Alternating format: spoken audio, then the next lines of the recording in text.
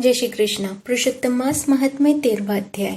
ऋषि कहने लगे, हे सुत जी, राजा दृढ़धन्वा को पुरुषोत्तम के सेवन से राज्य, पुत्र, पौत्र और पतिव्रता स्त्री कैसे मिली?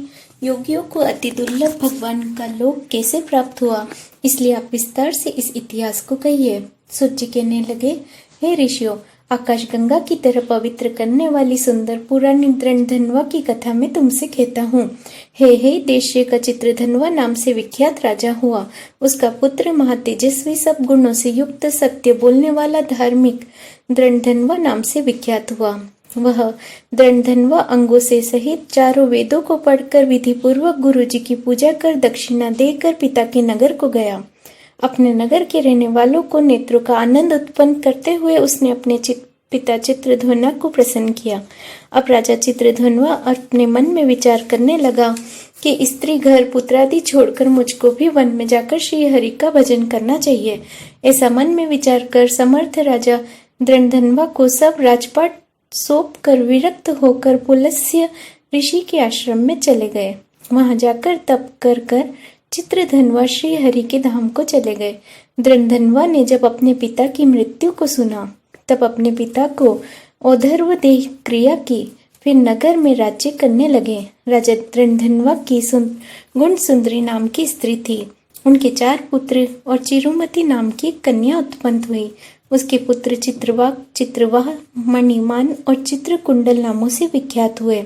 श्री नारायण कहने लगे कि एक समय सोते हुए राजा के मन में यह विचार उत्पन्न हुआ कि मेरा यह वैभव किस पुण्य के प्रभाव से हुआ है। न कोई तप किया, न कोई दान किया, न कोई हवन किया। अपने इस भाग्य का कारण किससे पूछूं? राजा को इसी विचार में रात्रि व्यतीत हो गई। प्रातः ब्रह्म मुहूर्त में उठकर यथाविधि स्नान आदि कर खड़े होकर उदय होते हुए सूर्य को अर्घ्य देकर, ब्राह्मणों को दान आदि देकर, नमस्कार कर वह राजा घोड़े पर चढ़कर तत्काल शिकार के लिए वन में चले गए। वहां उन्होंने शिकार किया। उसी वन में राजा दृढ़धन्वा के बाण से घायल होकर एक मृग दूसरे वन में भाग गया।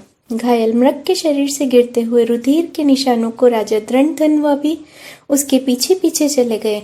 वहां थोड़ी देर में मृग राजा की निगाह से ओझल होकर कहीं छुप गया। राजा ने प्यास से व्याकुल होकर फिरते फिरते सागर के समान एक सरोवर को देखा। वहां पर तत्काल जाकर उसने पानी पिया। वहीं उसने अत्यंत घनी छाया वाला वट का एक वृक्ष देखा। उसकी जटा में घोड़े को बांधकर राजा वहां बैठ गया। वहां पर वाणी बोलता हुआ तोता आया। राजा को अकेले बैठा हुआ देखकर वह शुक बार बार एक ही श्लोक बोलता, तो पृथ्वी में अत्यंत सुख को देखकर सार वस्तु को नहीं विचारता तो कैसे पार पहुंचेगा? ऐसे उनके रहस्यपूर्ण वचनों को सुनकर राजा को यही सोच हुआ कि बारंबार यह शुक ऐसे वचन क्यों कहता है? क्या वह शुकदेव जी है? मुझ मूढ़ को संसार सागर में डूबे हुए देखकर मुझको श्री कृष्ण का भक्त समझकर मुझ पर कृपा करने, उद्धार करने के लिए आए हैं। वह इसी विचार में था कि पीछे से उनकी सेना आ गई और वह तोता तो राजा को उपदेश देकर अंतर्ध्यान हो गया और राजा अपने नगर में शुक के वचनों को स्मरण करते हुए रहे। इति पुरुषोत्तम मास महात्म्य 13वां अध्याय समाप्त। जय श्री कृष्ण।